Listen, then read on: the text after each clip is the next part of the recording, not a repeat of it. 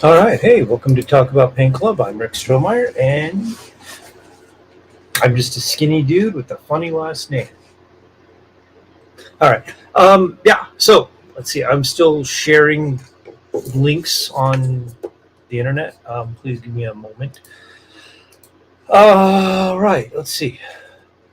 Wow, that was faster than I expected. Okay, yeah, just bear with me for a second. Get two more groups to be shared with. Yeah. And oh, there you go. And all right. Seriously? Paste. Okay. Cutting and pasting should not be that hard. All right. Okay. So I'm flying solo tonight. It's not a very common thing to happen on the show, but when it does, we do. So yeah. All right. Today will be a lot of. Well, this will be a live painting night as well. So I've got stuff all over the place to paint, talk about, discuss. Had to set this to record. Actually, some of you guys get to see how some of the sausage is made in this in my production area. So, welcome to the camera for YouTube for my other channel. This is not the camera. Clearly, it's not the camera for Talk About Paint Club. But yeah, I have a light up here that is a light that also has a fancy camera mount on it, so I can do time lapse of everything, just document everything. Excuse me.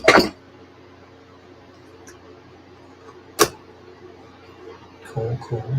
And there we go. All right. So let's see what we got today. All right. So I've got the camera to document up there. That's the phone. It is just time lapse, and it is just gonna go. Yep, it's on. So hopefully I have my lighting settings correct, because I've been batting 500 on having things actually be filmed correctly. So like I've been getting the black line distortion, the horizontal black bars, and I know it's because of the light frequency. And I have my overhead light just turned off, and I believe that is what causes it. Like the bulbs are old enough, or the lights are old enough there to where that's an issue. So yeah, that being said, oops.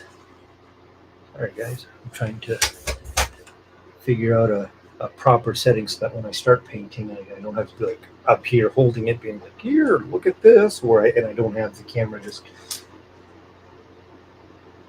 motherfucker. Oops. All right. All right, cool. Yeah, that's a defect. All right. It's a defect, but we'll save it. All right, so I got a bunch of eyedroppers. So like way back when on the show, I had asked, or I was complaining to Nicole about bottles, and she asked, "What is my preferred bottle?" I'm like, "I don't have one for paint containers because I think pretty much they're all awful." And um, well, so I'm trying. I'm gonna put some paints in dropper bottles and see if I like that. Yeah, because one of the newer things that I've been doing is like making my own paint, and not from scratch, but taking other people's products and formulating it to be something that I is more favorable to the way I like to paint. And one of the things that I've been doing is to use Liquitex's acrylic ink as my pigment base, and then adding a different medium or binder to it. And that seems to work out well. And I'm going to go grab some inks over here.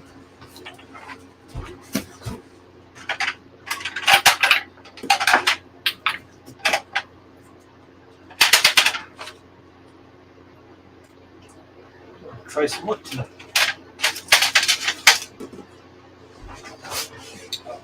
I had that. Oh. All right. So anyway, yeah, sometime tonight we'll be making, or I will be making some very viscous paints to go in various places, and yeah. It sounds weird. All right, so I'm going to be making some highly pigmented paints that have a more viscous flow to them, so they travel over surfaces more better. And let's see, the reasons I'm wanting to mix some of my own paints tonight or this weekend is because I want something that's more transparent, it flows better, and cheaper than buying somebody else's product. So like Liquitex is pretty much my go-to for pigmented, for heavy pigmented inks. Yes, I like their paints too, but they're like they don't make so.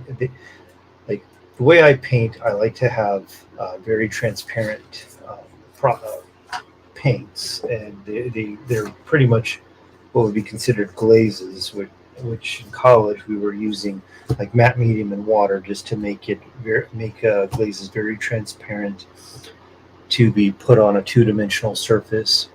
I'm looking over there at my one portrait that is pretty much the epitome of, or the apotheosis of Phil's teaching. Anyway, but yeah, so I've decided that I would make some glazes just ready to go, and not as transparent as I was raised on, but pretty heavy. And the only fear here is that the bottles are glass, and I've already since using acrylics in my the acrylic inks in my airbrush in the past 4 or 5 years, I've only dropped and broken one of them. So an $8 mistake. So yeah, I'm now pretty conscientious of where I put the bottles when I'm done with them. So yeah, and Liquitex's inks already come in a bottle, in a dropper bottle. So what we'll be doing later is to mix up a combination of inks and medium to get some bottles going for test batching tomorrow. Yeah.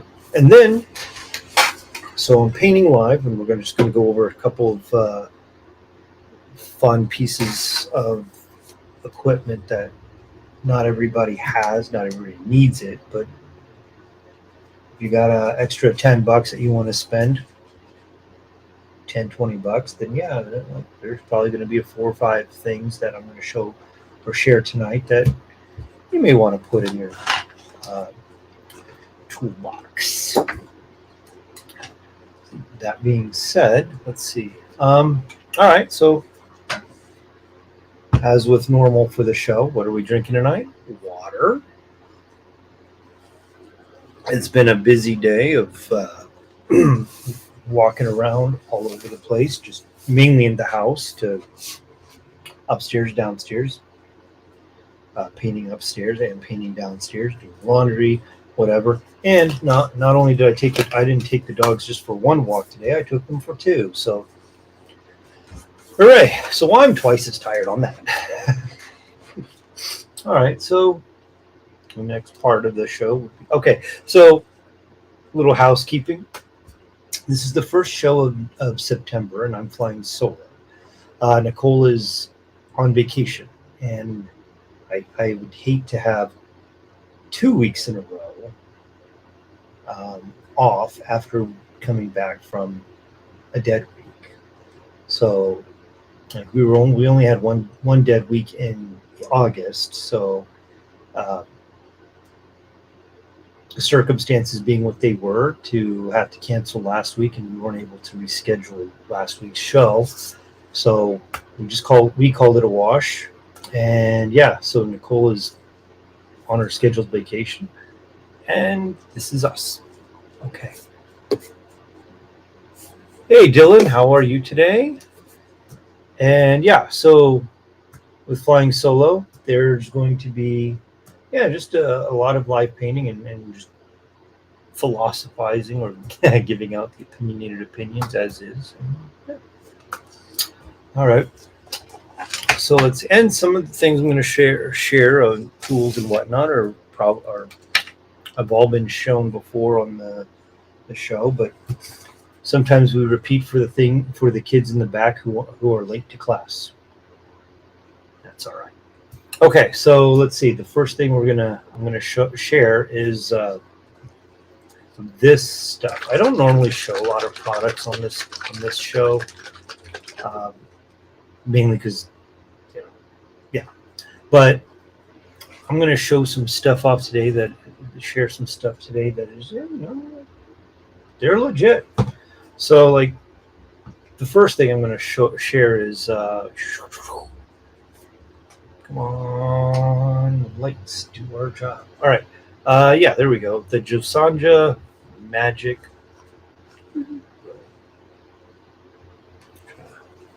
Figure this out. Come on, man. Didn't you read the shirt? It's here to help. So anyway, there we go. Josanja Magic Mix. So this is great. It adds a little bit of time to your drying for your paints, of course, and it dries matte, which for anybody who documents their work, this is anything that dries matte is pretty handy because then it just doesn't reflect the lights. And then there's two schools of thoughts about why people want their paints to be matte.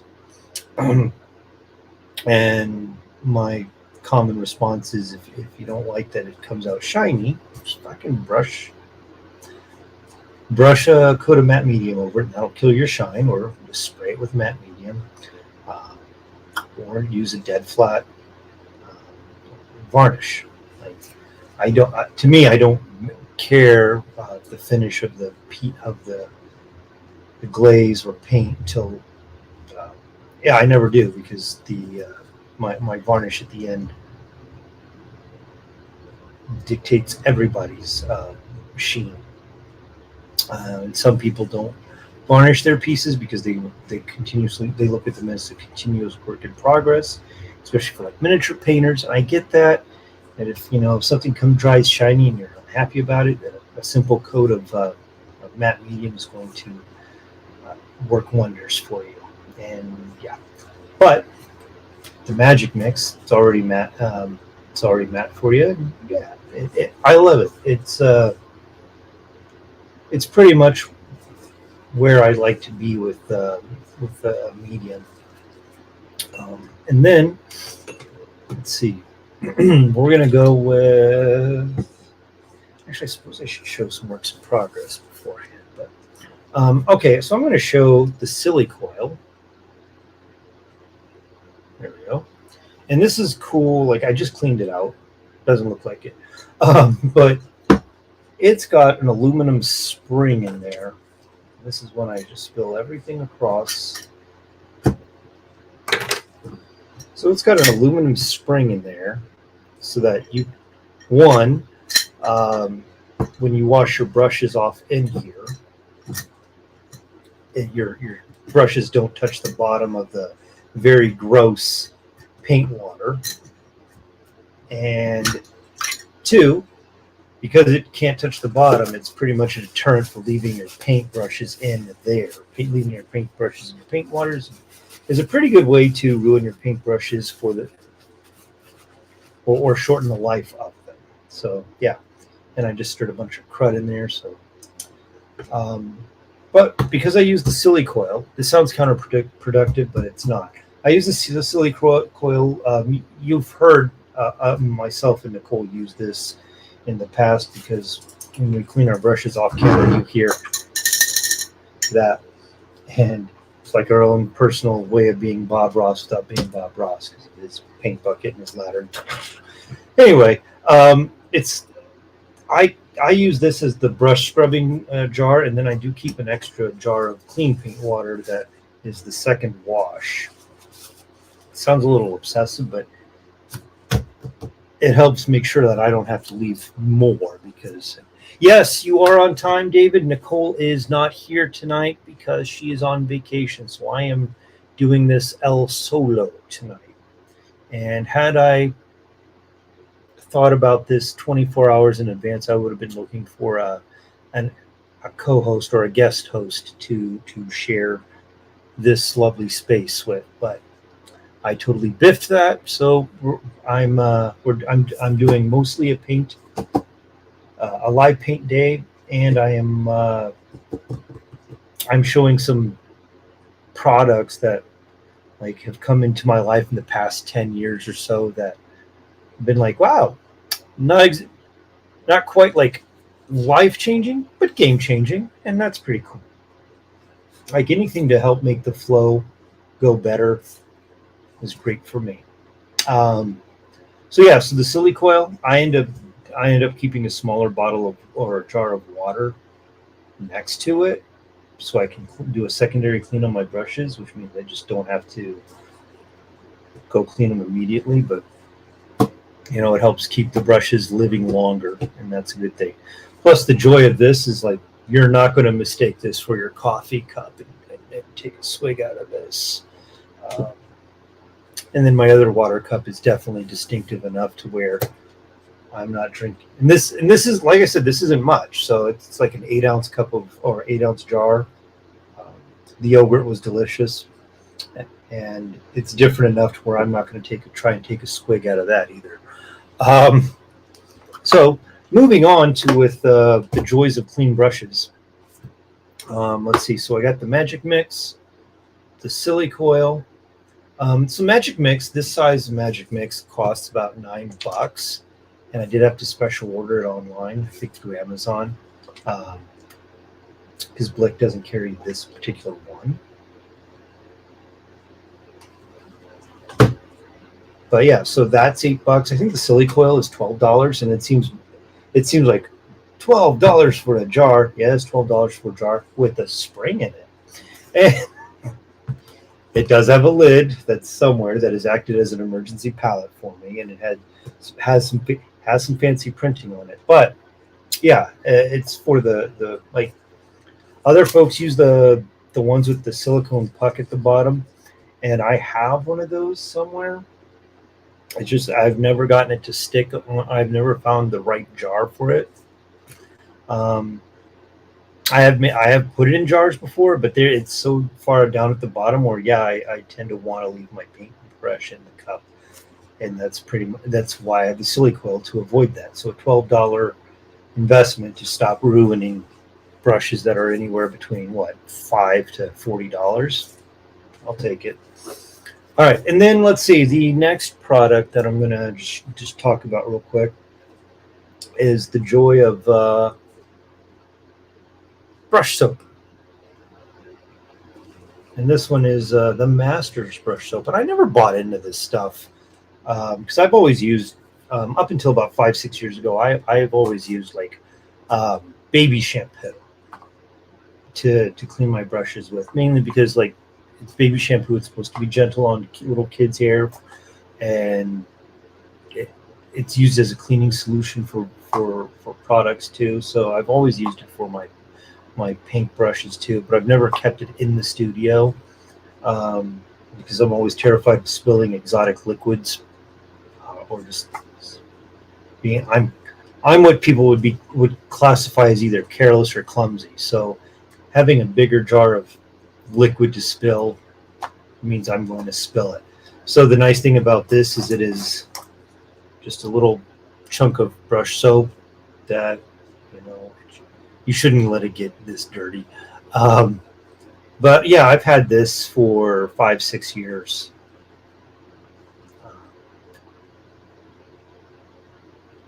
Maybe longer. I can't tell you which dog I had when I first got this, but I can tell you what my wife got me for Christmas, for my birthday, and this was part of it. So yeah, the brush soap is great.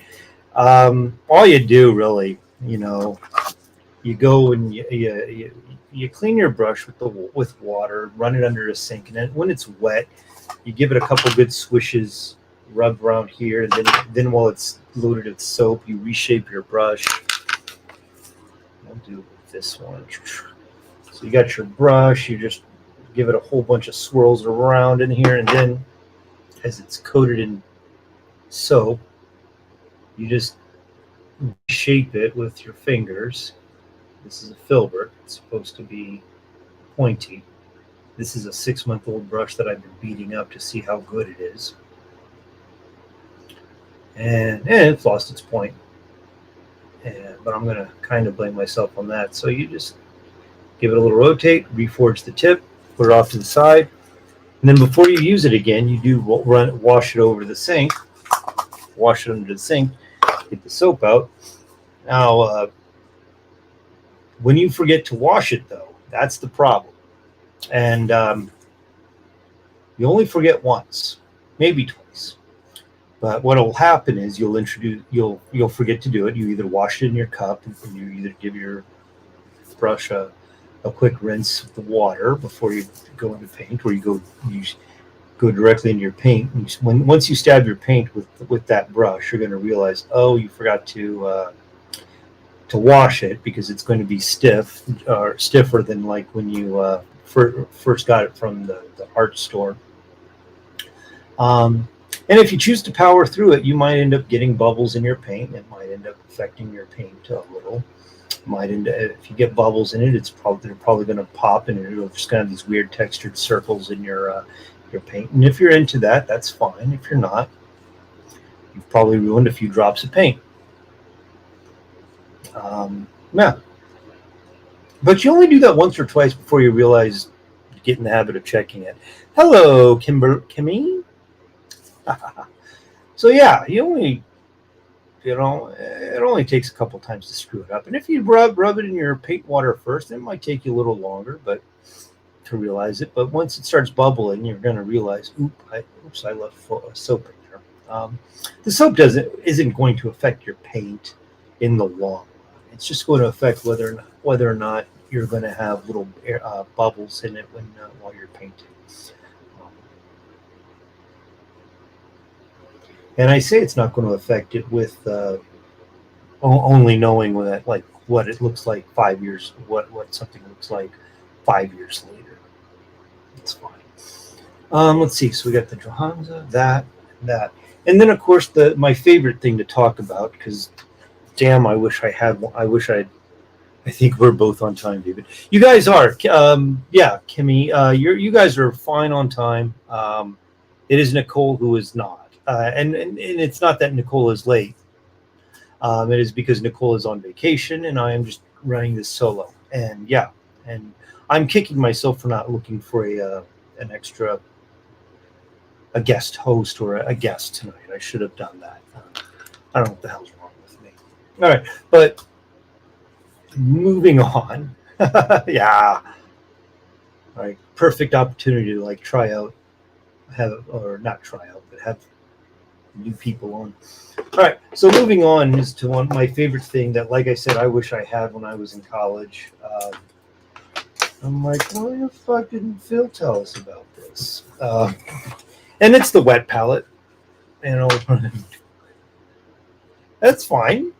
Like I'm gonna take it serious because like I consider it a screw up. So like it's fine. You know, like you're kidding. You're kidding. It's fine. I'm not mad. So like it's like really like just a missed opportunity, right? So you know, it is what it is. Um, so the wet palette. I wish I had this in college. Now, the joys of a wet palette is that it keeps your paints longer or wetter longer. So it prevents your acrylics from drying out faster or as fast. That's great, especially, you know, fuck that, no screw up here. Hey, I appreciate it, you know, like on my other channel, I've decided, I guess when I started, I gave up on my other channel right when the pandemic hit, which seems counterintuitive to everybody else who had like YouTuber success during the pandemic, because I was making so many videos for my actual job that making more for the aspirational job just fell to the wayside, right? And that makes sense. I have another question for you if you did not ask. That's right. I have another question for you, my dear not asking artist.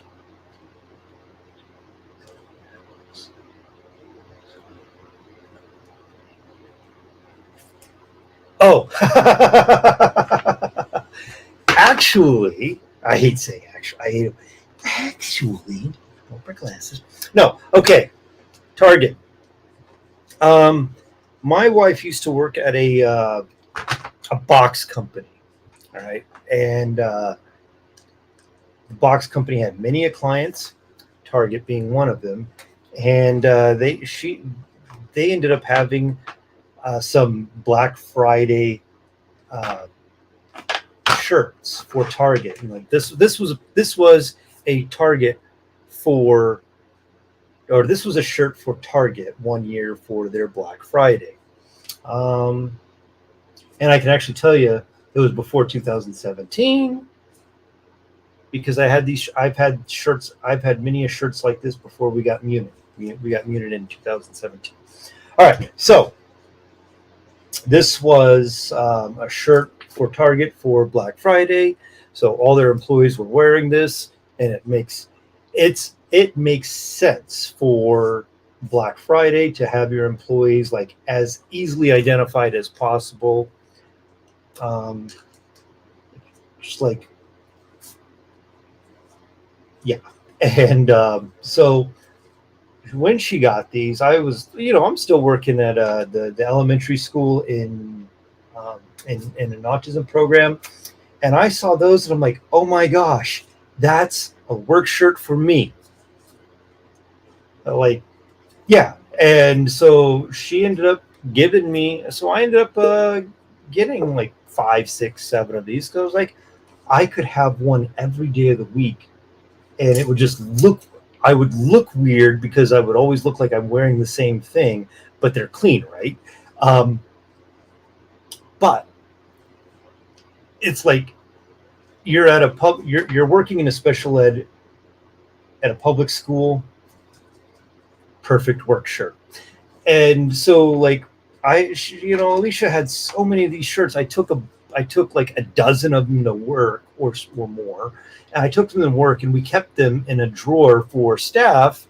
And it was kind of like an inside joke that if you had to switch into one of these, then something bad happened to you earlier and you needed to have a change of clothes. So so like there was a couple of times where I ended up having to go into that box to change into one of these. And then one of my other coworkers that I thought the world of had to do it once, and I was like, dude. And then like, but I had also given, you know, like any of the, I got you in the streams here. Oh, thank you. And orange covering eyes. I don't know what that means. But thank you.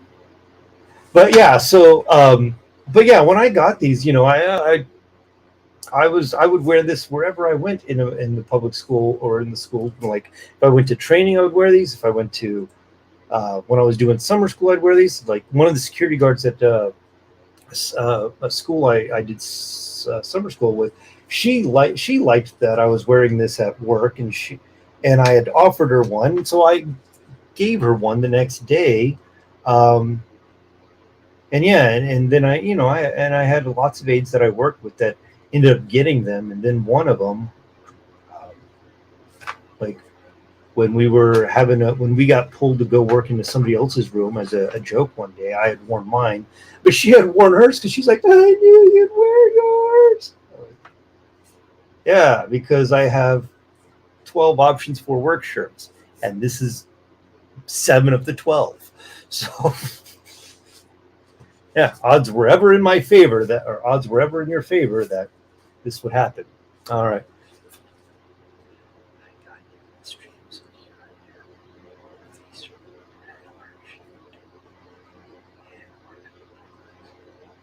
I don't know what that means. I'm going to take that as a compliment, I hope.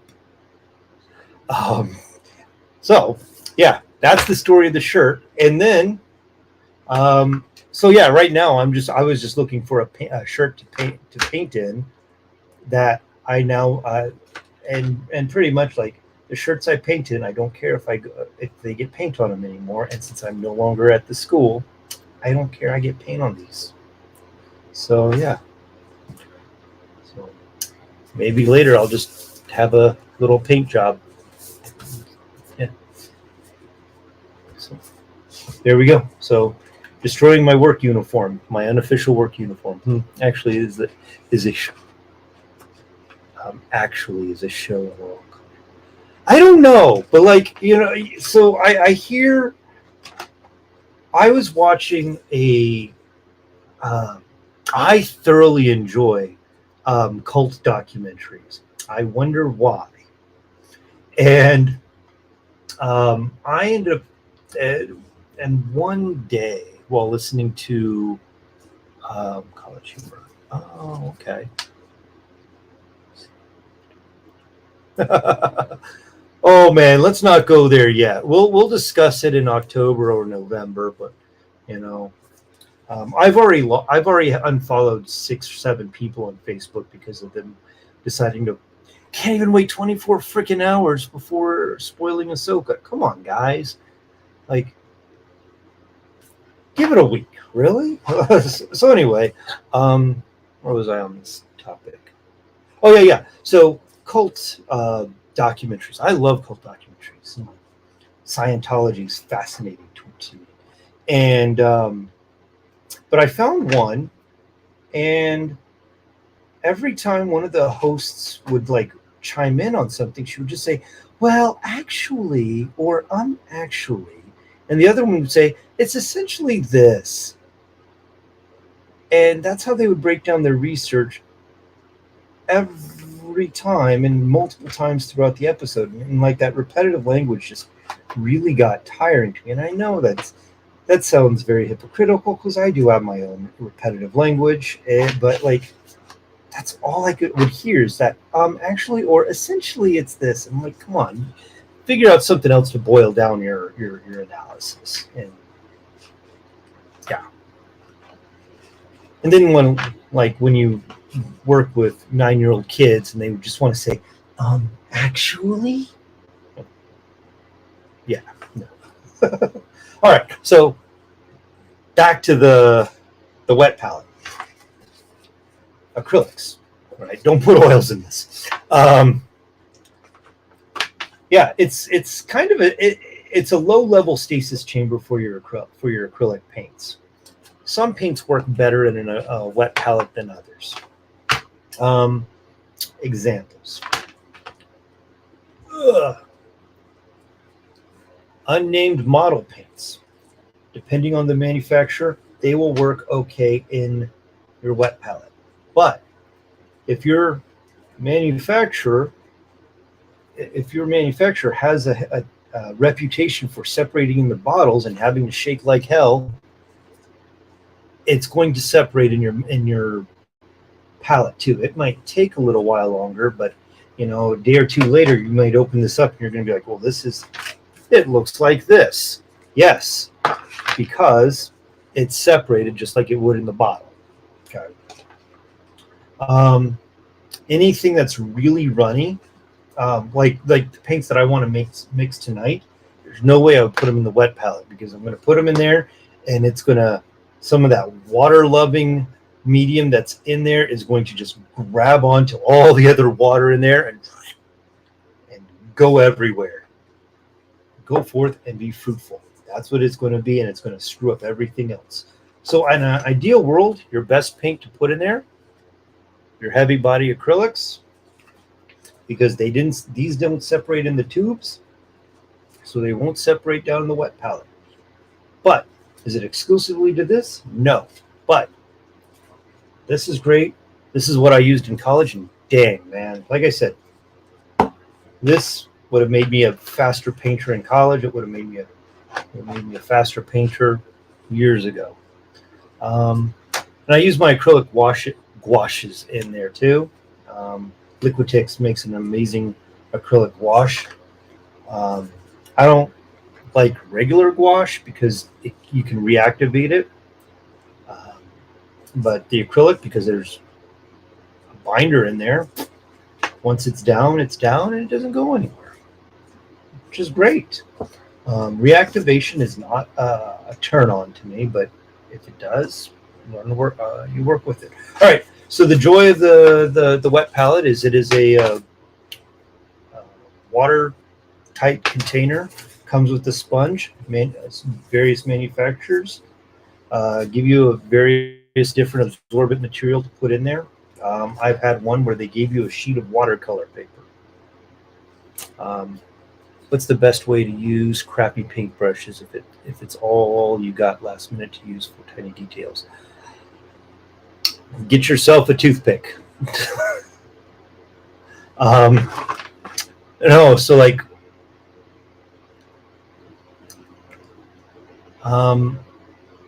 that's a great question. I do have a couple answers for you. Let me do my wet palette sermon one more time, and we'll talk about that, because that's a beautiful question to answer tonight. All right, so the wet palette, absorbent material, and you can make these yourself. And I have one in the basement that is homemade. It is a Ferrero Rocher plastic box. It has sponges all lined in it, and then, yeah, I've done that better. Yeah. So yeah, and so you dunk your water in there. Just make sure, like, your water level can't go higher than your absorbent material, right? Because the next step is more, yeah. So I'm dumping water in it and getting it very high up there, and then I'm using Master's proprietary paper to put after I go there. All right. So I've been dumping water in there carelessly, and once it fills all the way, I'm just going to lay their proprietary paper on top, lay it flat, and now it's good to go. If you don't have the proprietary paper, parchment paper works just as well. It's a little off, but it's fine. A roll of parchment paper will get you way more sheets than what their proprietary paper is worth. I'm using it mainly because it came with the palette. Downstairs, I use parchment paper. It's fine. And the reason I'm showing this one more time tonight is because I plan on mixing up some paints and going to town with it. And that's the really nice advantage to this is that when you choose your paints and you have your paints that aren't going to betray you over the course of 2 days, you can mix up custom paints in here so that you bang out your painting session, you have a good time, and then if you missed a spot or have a mistake that you need to fix, you're like, oh no, I had a custom color. Well, here it is, still in save mode, and that's goddamn. That's a lifesaver. All right. What did you ask? You asked about what's the best way to use crappy paintbrushes if it's all you got last minute for tiny details. Okay. I am grabbing some tiny brushes in an array of them. And I'm going to say there might not be a crappy brush. Well, I would love to say there's no such thing as a crappy brush. But we all know that's bullshit. But I'm going to grab some brushes that have turned crappy, and then it's like, well, what can you do? And I think the rest of them are over there. Yeah. Actually, this is a shining example. Let me see if I have the other one in the cup.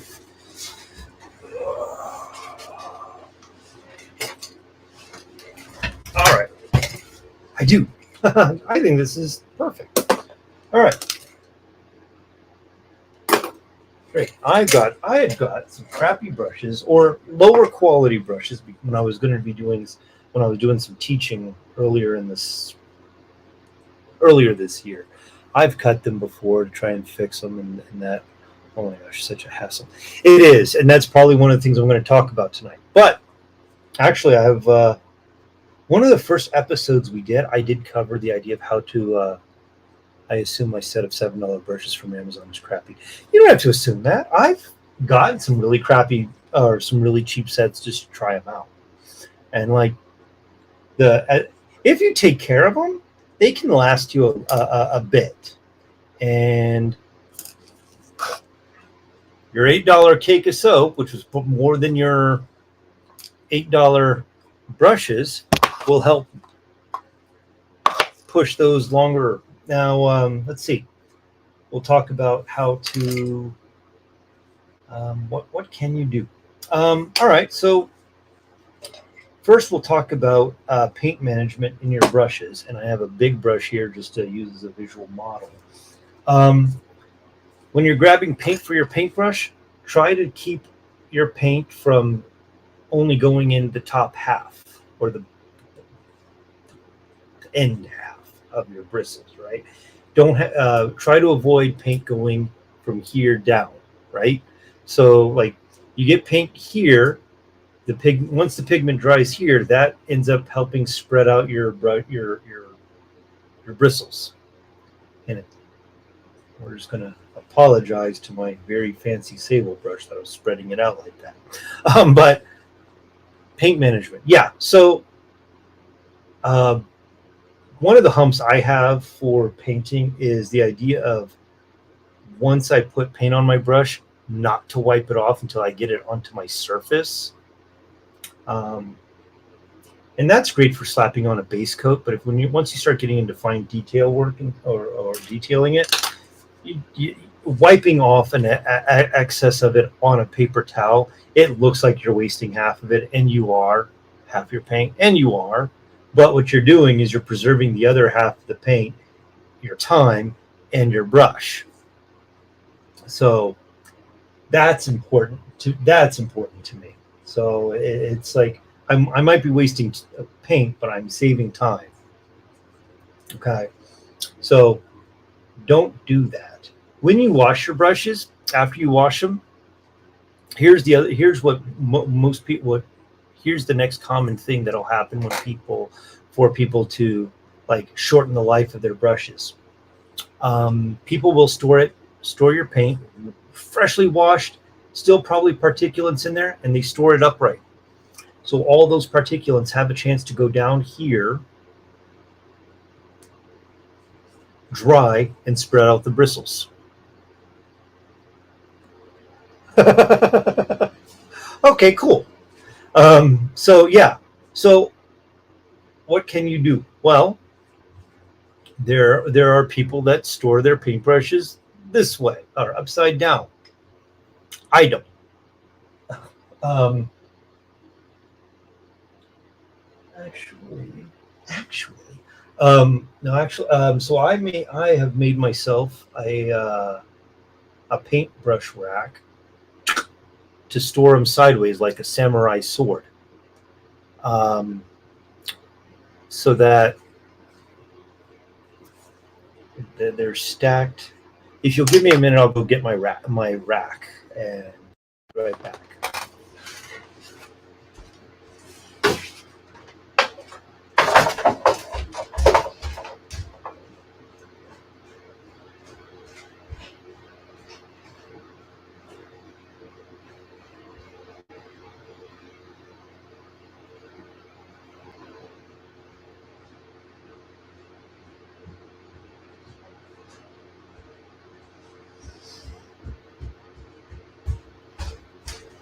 Okay.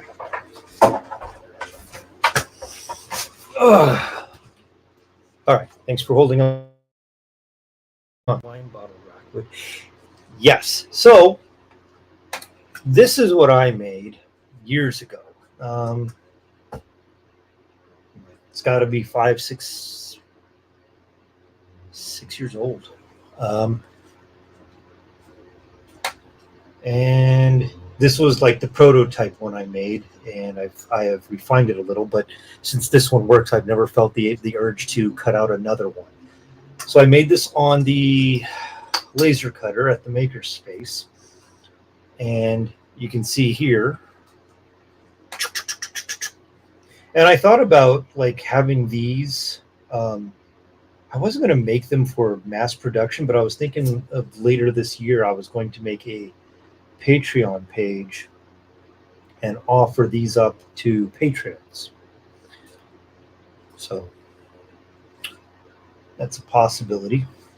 And it holds so 1, 2, 3, 4, 5, 6, 7 slots. I've been almost never put something down here or up on this.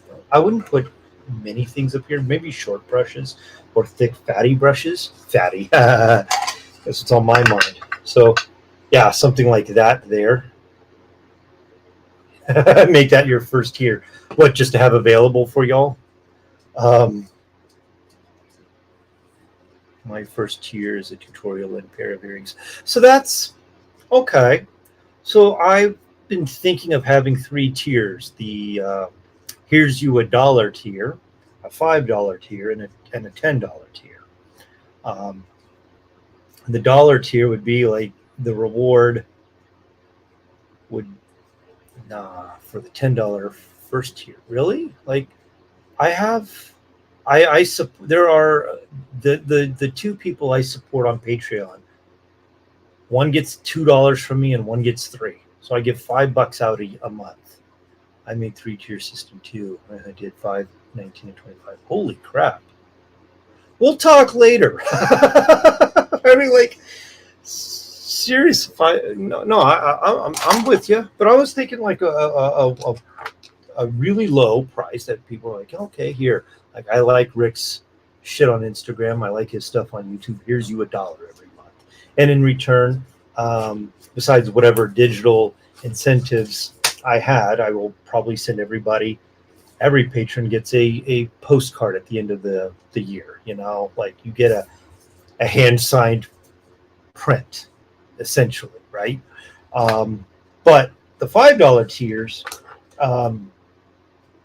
so here's what I was thinking, and we don't have to discuss prices, but like the low tier, here's you a card, you get to see everything that happens live on Patreon, because I was going to do, like, they stopped quite a while back, but yeah. So like so the rewards would be like, here's you a card, okay, thanks for the $1, okay, and then the next tier would be and then like I would have a live like Q&A, something like this on Patreon once a month, and everybody's invited. And then the next level tier would be like, well, I will like show how some of the sausage is made in terms of like paints I use or identifying the paints and whatnot. And then Like the high level tier is here's the teacher's ed about how things are painted, etc. Um, okay. But yeah. So, but having shit like this available, just be like, if you'd like to order above and beyond your dollar, cool. It's like I can't see more than selling like 5 or 10 of these a year. But maybe. I don't know. But yeah. So let's see, this base is about twice the size of a business card. And I can't say I've never knocked it down. I've rarely knocked it over. But I feel I should also have a bigger version because like all my paintbrushes are pretty much for short-handled stuff. But like the bigger brushes need love too, right? We all love to give love to the bigger things. And then this is also really handy because when I decide to go downstairs and paint while we're watching a movie or something, I just load up 4 or 5 of these and just take it downstairs. That'd be epic. I'd support you in exchange for the same and if I had access to getting them. There you go. And you do a lot more craft fairs and stuff than I do, don't you? Like, maybe I'll hook you up with some of these and take them to your thing. We'll work out a deal later. How's that? We'll work out something later. But yeah, all right. Meanwhile, back to the original question. All right, so if you have a crappy brush, put this away. Now this is all right, before we go back, this is a low Cornell brush. It looks brand new. This brush is 20 years old. I don't use it as often as I used to. Actually, no. This brush was my grandfather's that I picked out for him because he needed a nice brush so he could lay out stuff. So I very rarely use this one. I have 2 similar. The other one is back there, I think. Anyway, 20-year-old brush. All right. Anyway, okay, so will this work? Without my camera falling over. All right. Actually, Kimmy, this is a texture mat that I made on the laser cutter too, which if you dry brush and stuff, this is pretty cool. And it was a lot easier to manufacture than other people's texture mats that they sell because it might take 50% more material, but it takes way less time to make this than it does all these fancy laser engraved ones because it's cut out on the laser, but the material's flipped over.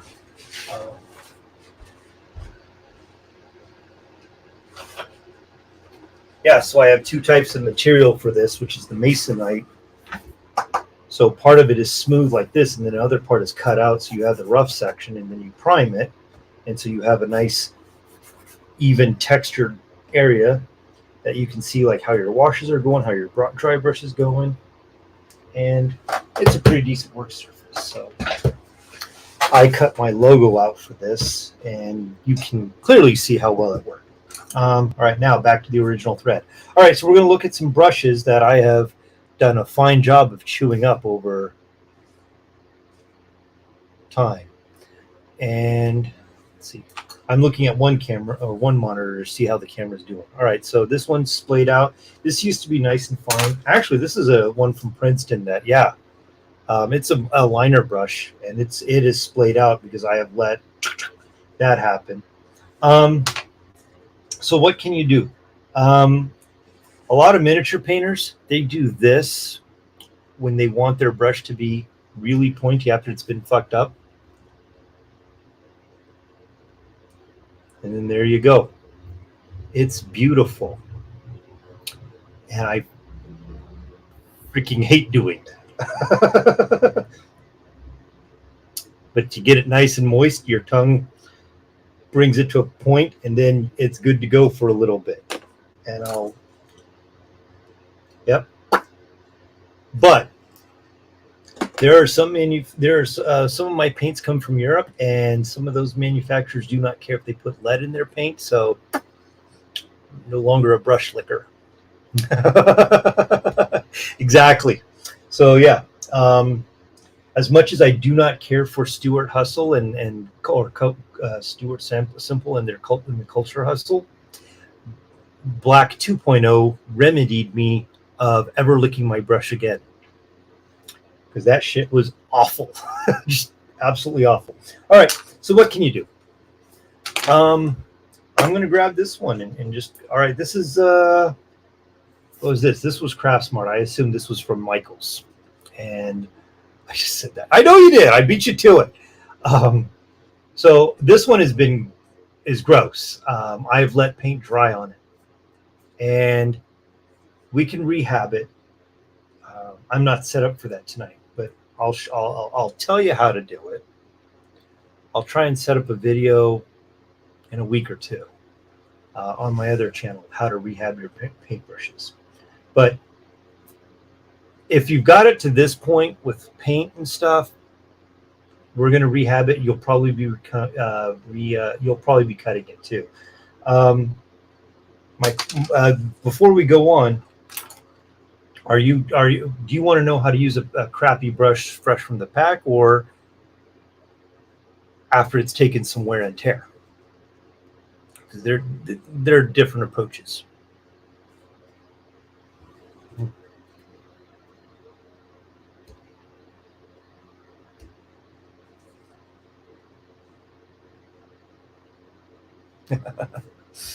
So, while we're delay, but let's say you got a brush right out of the pack and you realize, oh, it's kind of crappy.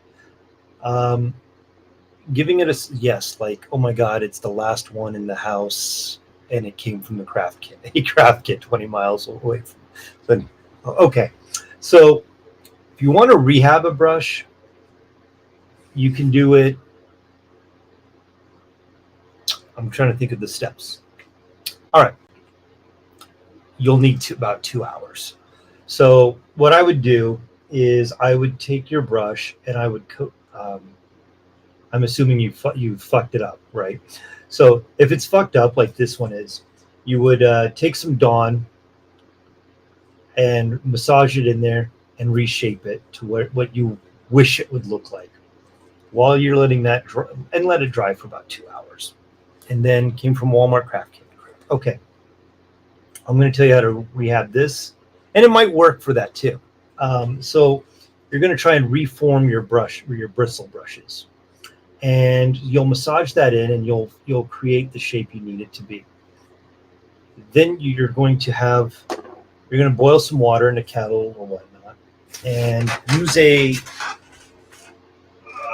that's downstairs. I keep a Pyrex glass measuring cup just for this, and so I put boiling water in the cup, then I put some white vinegar in there, and then I will swirl my fucked up brush that was coated in Dawn in there, and to break up all the dirt and crap, and then I will wash it off, put it in some brush soap, and and reshape it with the brush soap, and then save it for a couple hours, and hopefully, there you go. Hopefully that will reshape your brush to a standard. If not, and this is the one where, like, I would be taking my sharpest X-Acto knife, and let's see, I'm going to try and do this on camera. I gotta do it backwards. I would take my sharpest knife at the very bottom of the ferrule, and I would slowly rotate it along the length of my brush or my blade. You're going to feel slowly, you're going to feel the bristles go against the blade. You may not cut them all at one time. I'd go slow. You can always cut off more. It's hard to put them back. And yeah, you can saw it a little. You can do whatever, but I would try. And the weird thing for me is doing this is fine. It's legit. It just feels weird to have that smaller bristle, that smaller amount of bristles on a bigger handle. It's that.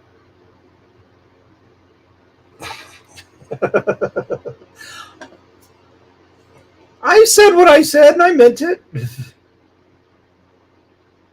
So you will be essentially reshaping your brush and getting rid of as many stragglers as possible. You always cut from the bottom. Don't go from the top and be like, I'm gonna do this. You're gonna ask for a palm tree. But yeah, you can see like I had it all splayed out and it's now less splayed. Give it a little water, give it a little love. Now we're just going to put my money where my mouth is and grab a. I should have. Exactly. All right. So I wish I had done a pre-drop of liquid beforehand, just to be like, oh yeah, this is what it would look like. I'm just grabbing whatever random color. It's a brown. So let's see.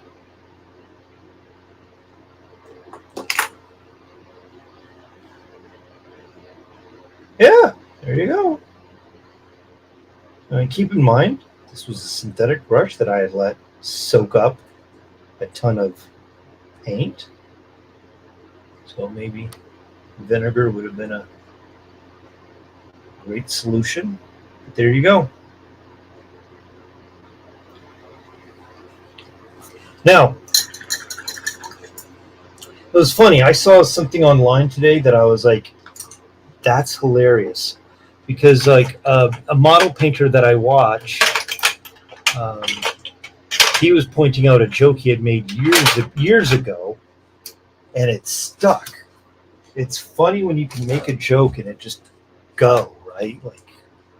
Like go and go. And he had made this joke about a lead hair, and then some other YouTuber like saw that joke, didn't realize it was a joke, and perpetuated it as a reality.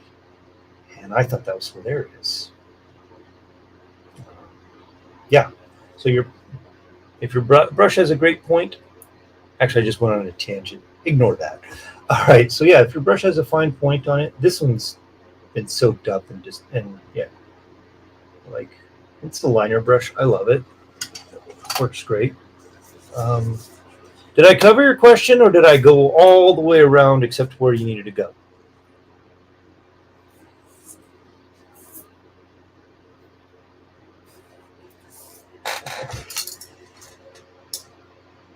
Oh.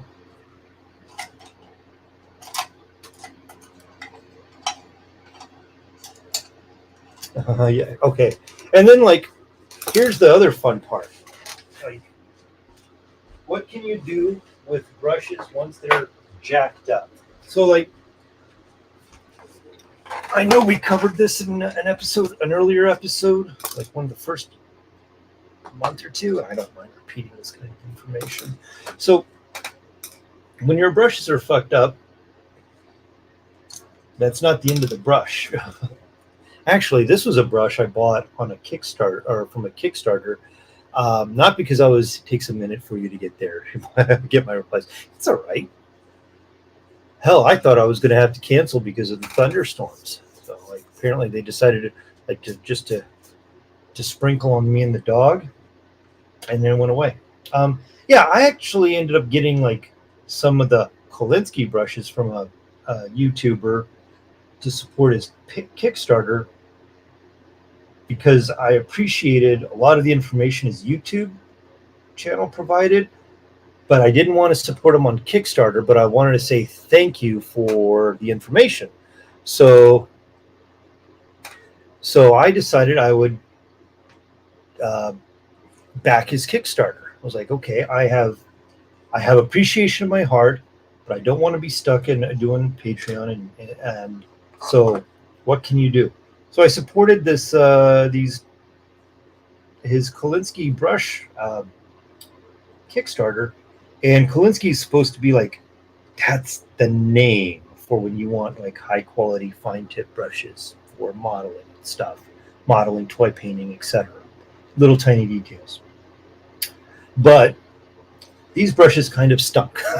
Like they just weren't that great. Every time, like the bigger of the Kolinskys that I had, after dunking it in my water cup once, the tip started to hook. And you can rehab the hooked tip the same way. Kolinsky, I'm not going to tell you this brand because I still appreciate his YouTube channel. I'm not going to besmirch him here. I'm purposely also covering up his name so that you can't go back and scrub to find it. But I just won't go back and buy that brush again, right? But on the other hand, or in that same vein, Winsor and Newton, they make an amazing Kolinsky brush. And I'm happy to tell everybody about it because this brush is 6 years old. Still got a pretty good tip. It's what I consider one of my Excalibur brushes, and where I only break it out when I have to do fine detail work. But because here's going to be a kicker, and we'll. It's like poetry. All right. Kolinsky. That's the name. It's right there. Okay.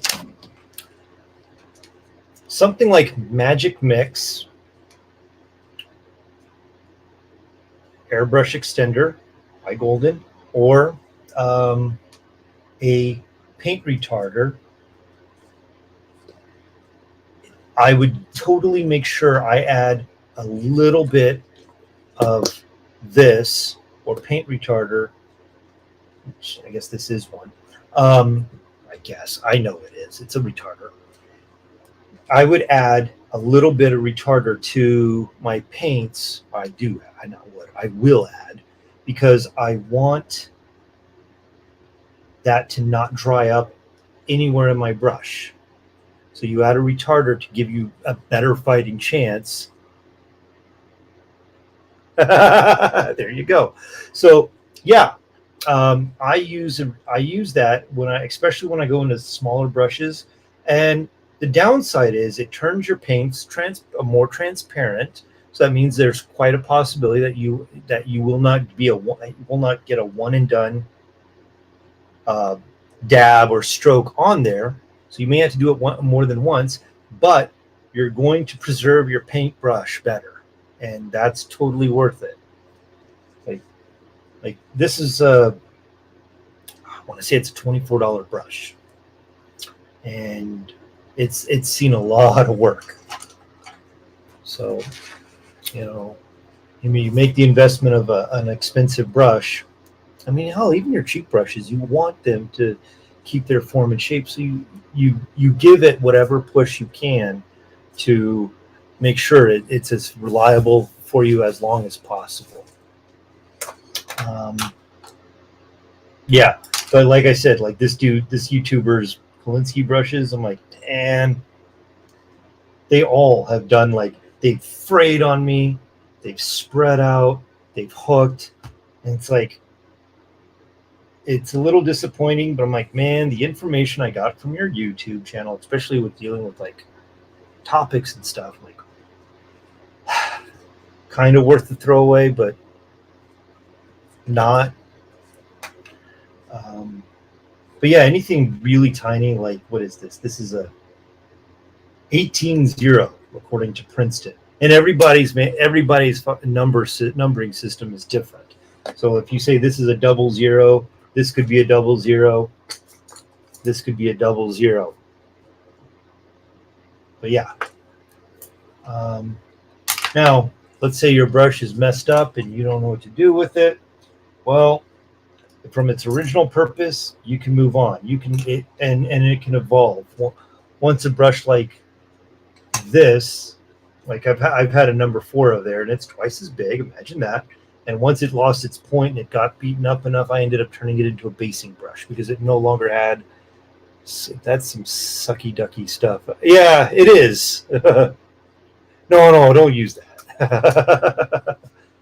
We use the retarding term for medium, and we're going to be positive that way.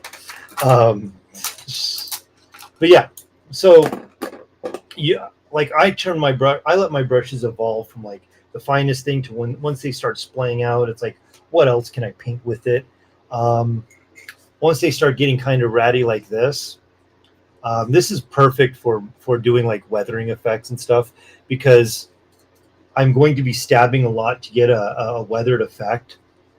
This is perfect. I have a bunch of brushes that are just like, yeah, you're beaten up, so you're going to be weathered. You're weathering. You're going to be like big space dry brushing, all kinds of stuff. Like, I mean, I have some specialty dry brushes that they look great, and yeah, specialty. But I've actually brought out a pair of pliers too, because once your brush gets all rattied up, you mean like when we use texture bases, right? Like, or texture paints and stuff. God damn, I would never, ever, ever let my Winsor Newton Excalibur would not ever freaking touch a texture paint, right? Like never, ever, because that's going to screw it up fast, right? I'm going to use my hands as a visual model. All right, but let's say, yeah, your brush is on the way out. You could use it to smush texture pastes around. I do. We all do, right? And that's fine. Like, you test out what the shape's going to look like, and you go from there. But one of the things that I've done in the past that I do like is I've learning the church of the fan brush. This one's wet. But I freaking love using a fan brush, and it's not just for Bob Ross and his pine trees. But yeah, like if you have a junky brush and you use like polymer clays that can get smoothed out with alcohol, your junky brush is a great alcohol smoothing tool. Your junky brush is great for smushing around clay. It's great for texturing clay, or epoxy sculpt, yeah, that's fine. Like once you realize it's lost its shape, turn it into whatever. Right? Even if this is so far gone and you just have a stick, well, you now have a stick, right? And like a lot of my toys, I will put, as I'm trying to grab one, I put my toys on sticks so I can use them as paint handles. So what's better paint handle than a handle of a paintbrush? Perfect. And then the other thing I wanted to I'll show about what we do when we have our fucked up brushes, because we go back to the church of the fan brush, is you can make your own fan brushes by manipulating, gosh, I hope this works right now, the ferrule, and you can start pinching it gently, and you can spread out your fan brush or spread out your brush and make your own fan brush or something that's very purposeful like that. So now it's very much meant to be stippling. I don't know if I can undo that, and I'm not going to worry about it. This was one of my Amazon cheapo brush sets, brush sets. So I think I got this. I think I got like 15 brushes for $25, so that I could have it when I went to Designer Con. So I could have like some emergency brushes in case I had to touch up something right then and there. I put my resin stick, a new fan brush. Yeah, I'm trying to find the one that I did make in my collection, and I'm going to I'm gravitating towards one that I know is not a fan brush, that is not a homemade one. But yeah, so like I love the fan brush. I have a few various sizes of it, and I know it's built. The ferrule is built differently, but yeah, I love it. Like I use it. I use it for all kinds of shit. Like there's some cool special effects you can do with it, and there's just like cool effects in general. And yeah, and I'm using round nose pliers. I don't know if that really makes a difference or not, but it's what I have. Yeah. The joyous coincidence is that like all the tools up here come from my dad's own hobby shop. So, you know, they didn't get as much love or use from my dad's shop because he was a grade A procrastinator. So now they just see full-time use in my studio. Right on, right? All right. So then, gosh, again, I wish I'd thought about showing this beforehand, but I got a dab of paint on the brush, or I guess still got a dab of paint out. Yeah, so now I have a cool stippling brush. And I might actually paint on my King Corpse because I really like how that works. And once you get to this junky phase, you know, if you want to preserve it, by all means preserve it, but it's like, yeah. Like I just rinsed in my Silicoil. The Silicoil is dirty as hell. And I probably will make sure that's preserved. And like something like this, I think I will probably, excuse me, it's a liner brush. I have to lick it in order to make that be effective. I should probably just cut it and make something out of it. But yeah, Face Purple Crime Blue Fan Brush. Yeah, so Jesus, I got to spend an hour and a half about talking about other stuff or about like just studio hacks in general. That's cool. Thank you all for joining me tonight. I'm not calling it quits yet, but well, you guys came in for information and visual sensation, right? So let's do this. I would like to share. So we do color of the month. Last month's color was lime. I don't believe we're going to have one for this month. So I would like to share what I did for color of the month for August. And I would hope everybody watching is subscribed to my other YouTube channel. But if you're not, sad. But yeah, so color of the month was lime. And on another on Boylai Hobby Time, that's one of the places the channels I support on YouTube or on Patreon. The dude has a monthly Mystic Mountain Purple. Put a pin in that. We'll talk about that after this. So Boylai Hobby Time has a monthly art challenge for its patrons. And this month, the theme for dioramas was space stations, or last month's theme was space stations. And so I made, dun dun dun, a little cut view of a space station out of a cargo container from Martian Toys. And I ended up having like multiple levels. So you could be like, all right, so you get to see like the inner workings of the space station, couple floors of it, and the escape room or escape level. And so I have a fun story about this. I don't know if I articulated it well enough on my on the YouTube video for this, but this was part of that hobby challenge, part of the color of the month, and it is going to New York Comic Con to be in Stormy Vault's show. So I will have a QR code to the YouTube channel for this piece linked there. So hopefully I can get New York Comic Con views Who knows? But it'll be available for sale then. Yeah, and it's cool. Like this. There we go. Yeah, Martian Toys made these containers a while ago. And this is half of one because I cut it in half to make. Thank you, David.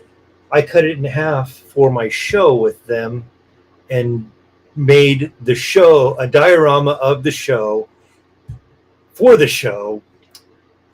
And yeah, so here's the funny part about this piece.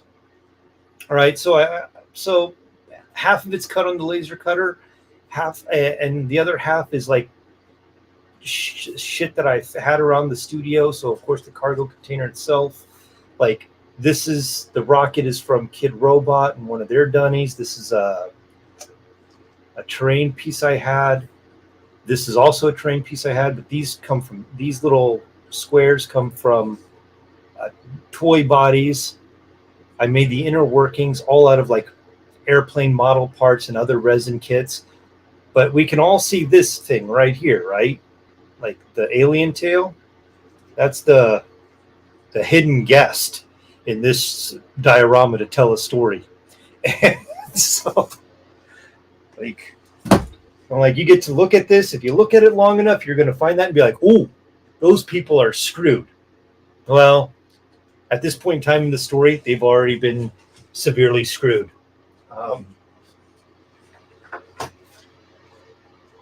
But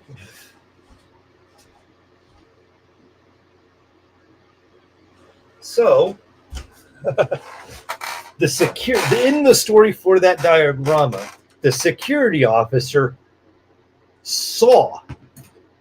freaking saw the science team come in with the egg. He knew exactly what they were bringing on board, and he freaks out. He tells the commander of the station, like, that has to go. That must be off board. And they said, and he was told, it's coming home with us, whether you like it or not. So the security officer did the only thing that any rational human being on the planet or in the universe would do. He left. He put on his space station, or he put on his spacesuit, went outside to go put a sign on the ship that said cursed or whatever. It's the only thing I haven't put on there. And then he was going to get out of there.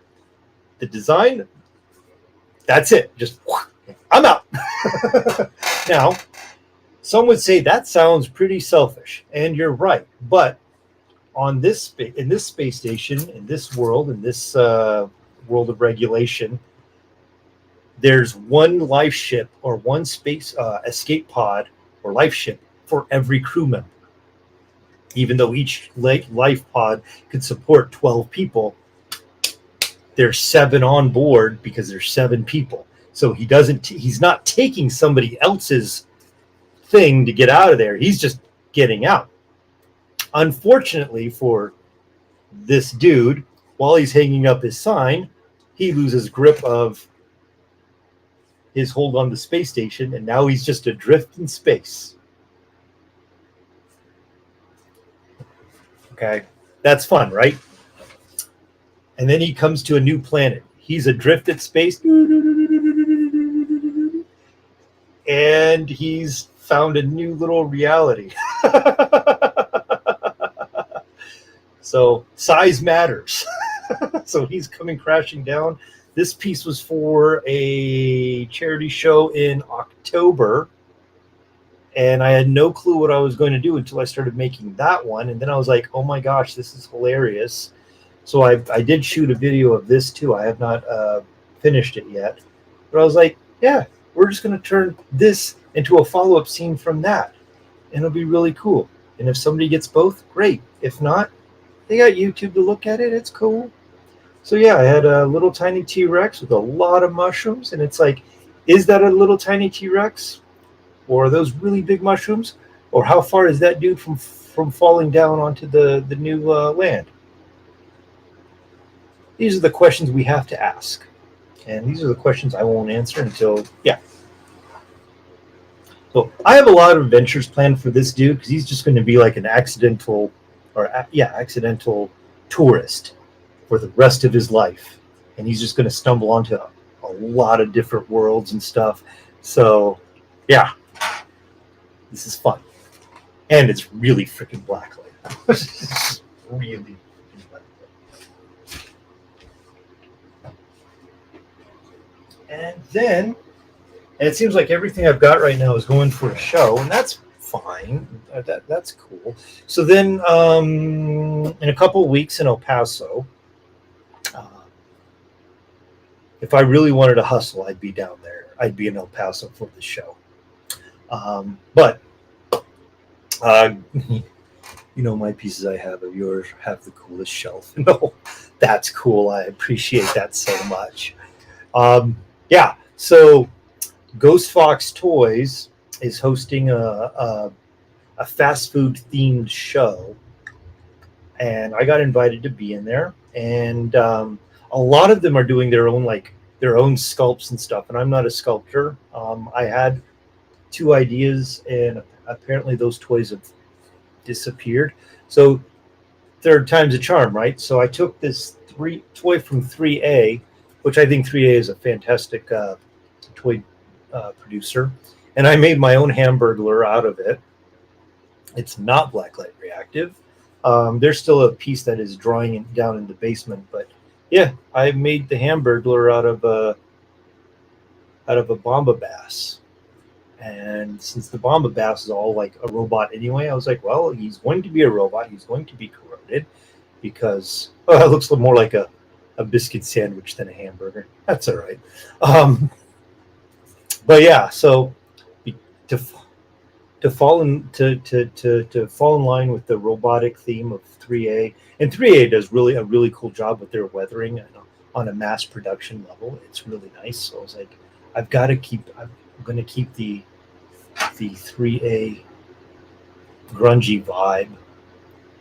And while I was doing the yellow, I kept adding in, just to make it not a flat yellow, I kept like adding extra values and layers to it. And I was futzing around with a non-metallic metal look to give it that like fake chrome feel.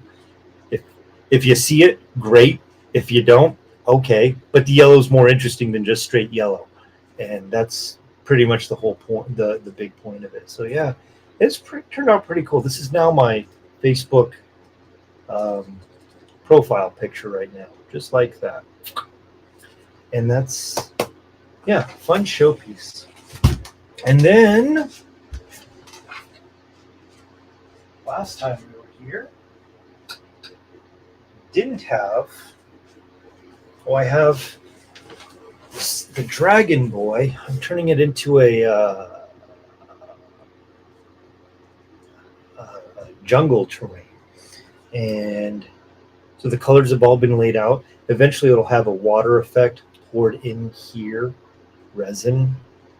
So right now it's like this is all base coated. It's going to get a bunch of details painted in with lighter colors. And yeah, and one of my pups will be floating in the sea or floating in the water effect like that little girl's shoe in My Neighbor Totoro, because My Neighbor Totoro has a huge dark undertone, if you believe that. So I'm like, why not? We'll propagate that. All right. And then what we were going to do? Oh, yeah. Paint effects. So, thank you. Yeah. So I like painting with, so I like using Liquitex acrylic inks in my airbrush. One of the hang-ups to it, or problems, is that it's very thin because it comes out like ink, and with the wrong air pressure, you're just going to shoot it all over the place and it'll just spider web. So the solution to that, have you not spoken or watched the cool doc on that? The Dark of It's impressive. No. Oh, before we go here, I said we'll put a pin in it, and you said, what'd you say? Something about purple, Misty Mountain purple. So, yeah, there's the pin. So, while doing YouTube videos, I don't want to really just advertise for free on like the paints I use, and I very much try to not have the paint bottles in my camera shot. Whatever reason, I don't know. It's weird. But I was thinking like it would be funny to make new labels. Misty Mystic Mountain Purple. Thank you. Yeah, so I thought it would be funny to make new labels just to be on camera, so I could be. It was a Crayola color. Nice. So it was Laser Lemon, and it's amazing under a black light. But yeah, so I was thinking to be funny to make fake labels for my paints so that I don't have to be so I can be a little more careless about having them on camera. So more work to be careless. And so like one of the browns I used on that dude, I was like, well, that's going to be hamburger patty brown or hamburger patty shadow and shit like that. So I'm very much now like on the idea that I want to start making up really stupid names for my paint colors that are actually other people's paint colors, but I don't feel like advertising for them. And also that a lot of the manufacturers of the model colors that I do use, they like to have their own proprietary names so they can try and trademark or copyright that shit. Oh, nice. So yeah, so I'm like, I think I'm going to make like my own label brand just to put over to not be free advertising for other people. But on the flip side, on Patreon, I'll be happy to tell people what I'm using. I don't know. It just feels right. All right, so one of the last things I want to do tonight is, let's see, I just threw one around. A while ago, I cut out a shit ton of little rectangles with the laser cutter for a project that I'm not doing. So earlier this week, I had turned them into frog lover potion, etc. So that's awesome. So I made a bunch of rectangles that I'm not using. So I slathered them with one of the texture pastes that I almost never use. Turns out this would have been a great texture if I had made McNuggets for the Ghost Fox Toys show. But since it's got texture on it, it's got highs and lows, and I'm like, well, we're gonna make some freaking paint with it. So I thought I bought some Prussian blue, so I'm gonna make a glaze Prussian blue. So the standard operating procedure when I use, that's turquoise deep. All right, well, apparently I didn't buy Prussian blue. All right, so the premise behind using inks in the airbrush is because they're really pigmented. They're really pigmented. They come out really vibrant, but they're fragile as all hell. And because it's really watery, the pressure of the airbrush has a possibility, very good one, of making it spider leg all over the place or spray out all over the place. So to fix that, I mix a 1-to-1 ratio of matte medium and ink, and the matte medium is thinned out enough by the ink, or the ink is thickened up by the matte.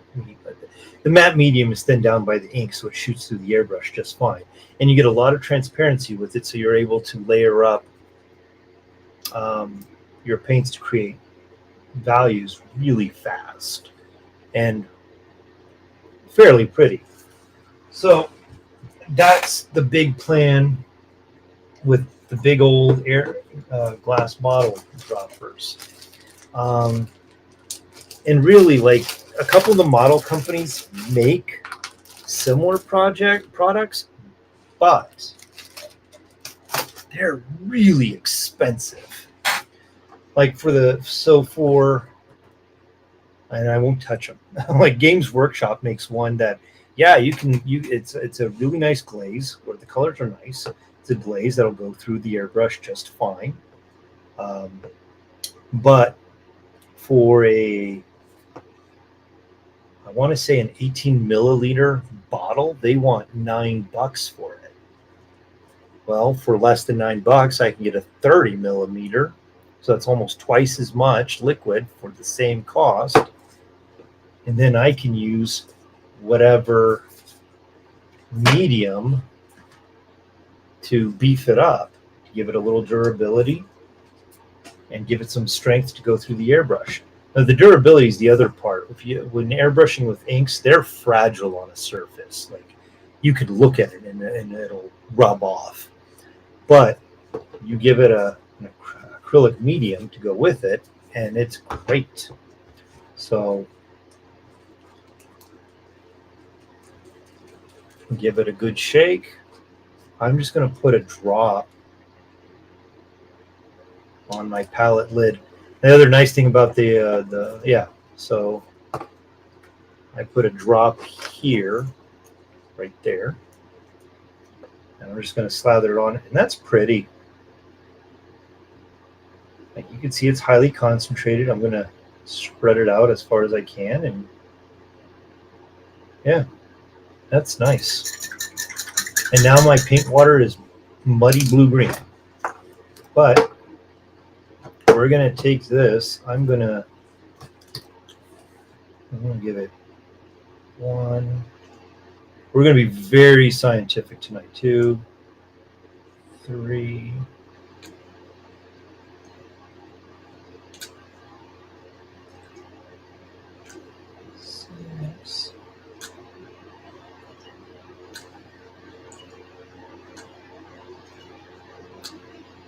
Just going to do 10 here.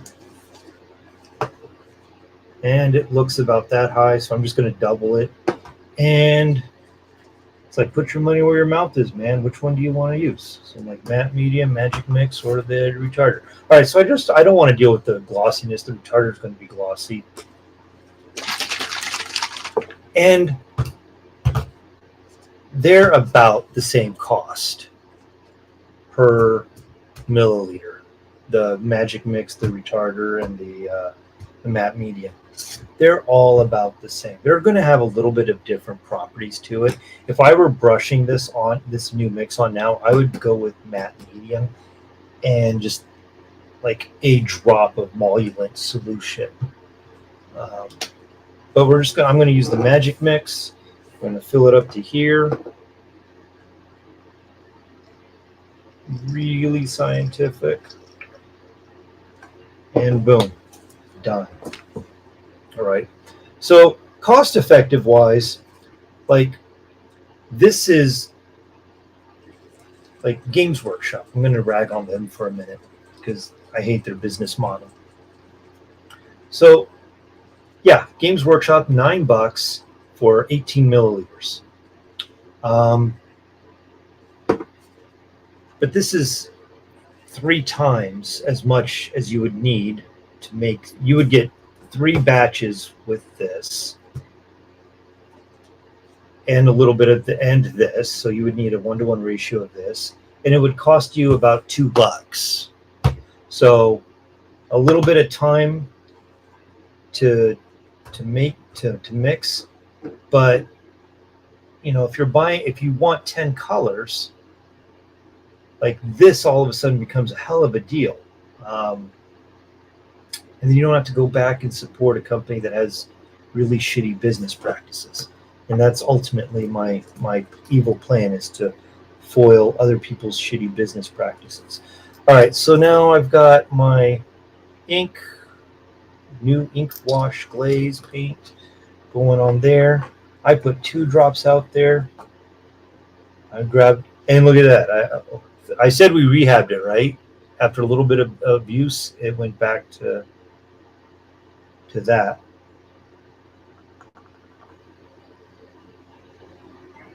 So it's a little thinner, which of course, no shit. I added 100% clear medium to it. But you can see like it's going in the crevices where it wants to go. It's darkening those. It's not staying on the surface. So it is creating values throughout. And it works out pretty okay. And I've totally done this off camera. Oops. All right. So yeah. There's my sample pieces of straight up ink. And once this dries, you're going to see like different values throughout. You're going to see you're going to see the darkest part will be whatever this is, just in the recesses. And then it's going to be a little lighter on the upper part. So it creates extra steps in painting without any work, really. And now it's going to be super durable. And it's a really pretty color. So there we go. So I hope you found this night informative and enlightening. And let's see. Oh no, I put Excalibur. Oh, there it is. And then, while we're waiting for that to dry, actually I'm going to put this on the fan. Under the fan. And then we'll give a little bit of okay, I'm going to show off the two Kalinskis I do have from Winsor Newton that are in the wild. So they're being actively used. So this is the number 2. This is the number 1. The number 1 is 10 years old or longer. I remember buying this as soon as I got the house. So it is 13 years old. Yeah. So this is a 13-year-old brush. It has lost some of its point. You can see that. But it's 13 years old. And I wasn't always using brush soap with this. So that's not bad. And then to stay in perspective,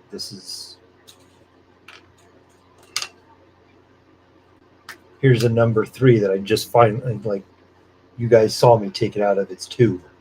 So this is what brand new looks like, and that's what 6 years looks like. Not too shabby, right?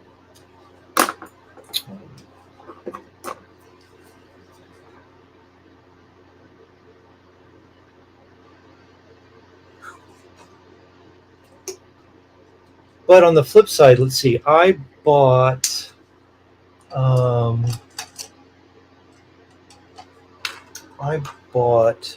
a number 4 from Princeton. Like I said, the numbers really don't matter between, but I bought a number 4 from Princeton that is about this size, and I've been beating the hell out of it, or trying to, and but I've been wanting to like restore the tip as much as possible, so I can see like how good can I get eyes done on the tiniest things, or how tiny can I get with this big old honking brush.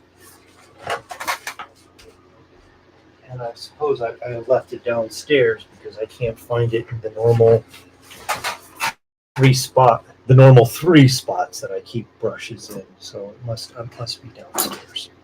But there we go. All right. Well, this is going to conclude my broadcast for the night. I very much thank everybody for tuning in. I hope I've answered all your questions. I appreciate the questions more than you know. I appreciate sharing the information because I'm chock full of it and opinions, and I'm happy to share. Sometimes for free. But yeah, so and this dude. We'll go on to this. So I have a couple of these that I bought that are actually angled for reach around areas. But like once your brush gets to a shitty spot, there's nothing that says you can't make your own. And it may not be as good, but what the hell, you might as well try, right? And if it doesn't work, fine. So yeah, all right. With that being said, Rick Strohmeyer, right there. Rick Stroh at everything. Threads, YouTube, Instagram.com, not on Twitter. I think I got banned there today. So everybody, thanks for tuning in. Thanks for watching. Have a great day. Have a great week. Yeah, awesome. Good night, everybody.